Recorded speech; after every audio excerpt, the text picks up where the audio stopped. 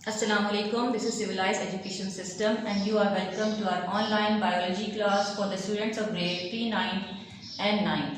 This is our lecture number 5. Last lecture में हमने कुछ ऑर्गन्स पढ़े थे और उन ऑर्गन्स के फंक्शंस को पढ़ा था। अब हम उसी को कंटिन्यू करेंगे। लास्ट हमने एंड किया था स्टमक पर। स्टमक के बाद let's see what does small intestine do. Small intestine में हमारा फूड कम्प्लीटली डाइजेस्टेड होता है। इससे पहले हमने देखा था कि स्टमक में प्रोटीन्स, फैट्स, कार्बोहाइड्रेट्स की डाइजेशन स्टार्ट हो गई थी और जो फूड है उसने एक पेस्ट की शक्ल इख्तियार कर ली थी जिसे हम काइम कहते हैं। अब chyme is then push into the duodenum. ये काइम या पेस्ट ये जो है जो वो ड्यूडेनम में फॉरवर्ड कर दिया जाता है, पुश कर दिया जाता है। Duodenum is the first part of the small intestine. अगर हम स्मॉल इंटेस्टाइन की बात करें तो स्मॉल इंटेस्टाइन के दो पार्ट होते हैं जिसमें से फर्स्ट पार्ट ड्यूडेनम होता है with the help of enzymes from the pancreas and bile from the liver. Further breakdown of the food occurs in the small intestine. यहाँ पर पैंक्रियाटिक जूस सिक्रीट करता है, यानी कि पैंक्रियास जो है वो स्मॉल इंटेस्टाइन के अंदर पैंक्रियाटिक जूस जो है वो सिक्रीट करता है जो फर्दर डाइजेशन में हेल्प करता है। और लिवर से बाइल वो भी स्मॉल इंटेस्टाइन में जाती है जो फैट्स को डाइजेस्ट करने में मदद करती है। Further breakdown of the food occurs in the small intestine, यानी अब जितनी भी जो डाइजेशन रहती है वो सारी की सारी डाइजेशन यहाँ पर कंप्लीट हो जाएगी। Okay, now I will explain with the help of this diagram what's going on. अब ये देखिए एसोफेगस से जो फूड हमारे माउथ से आया था वो स्टमक में आया। स्टमक में ग्रिंडिंग हो गई अच्छी तरह से HCl की मदद से और एंजाइम्स की मदद से। यहाँ पर फूड जो है वो स्टमक के अंदर फूड जो है वो उसने काइम की सूरत यानी कि एक पेस्ट की सूरत इख्तियार करी। उसके बाद ये पेस्ट जो है वो पास हो जाता है यहाँ से स्मॉल इंटेस्टाइन। ये स्मॉल इंटेस्टाइन का पार्ट है ड्यूडेनम। अब आप यहाँ देखें ये लिवर है।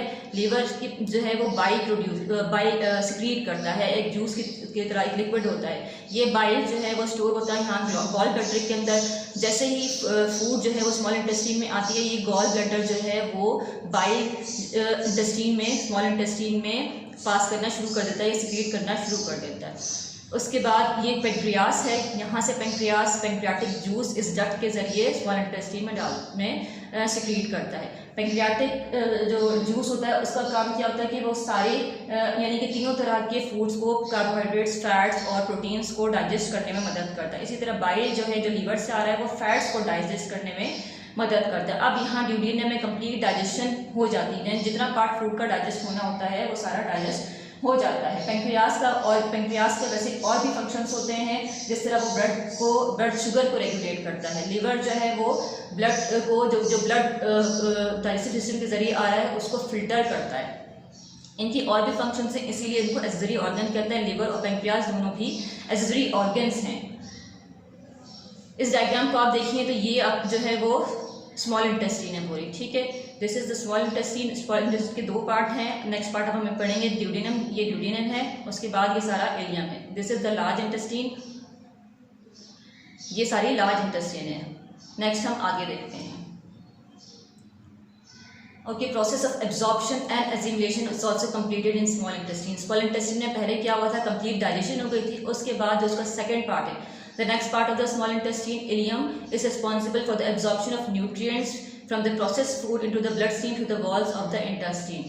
एक पार्ट में ड्यूडेनम में डाइजेशन कंप्लीट हो गई, सेकंड पार्ट इलियम में एब्जॉर्प्शन और एसिमिलेशन हो गई, यानी कि जो न्यूट्रिएंट्स डाइजेस्ट हो गए हैं अब वो न्यूट्रिएंट्स हमारे ब्लड स्ट्रीम में एब्जॉर्ब होंगे, हमारे खून में एब्जॉर्ब होंगे और इस ब्लड के जरिए वो हमारी पूरी बॉडी में सर्कुलेट करते हैं, यानी पूरी बॉडी को न्यूट्रिएंट्स प्रोवाइड करते हैं।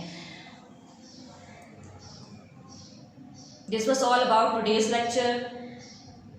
Best of luck. Allah Hafiz.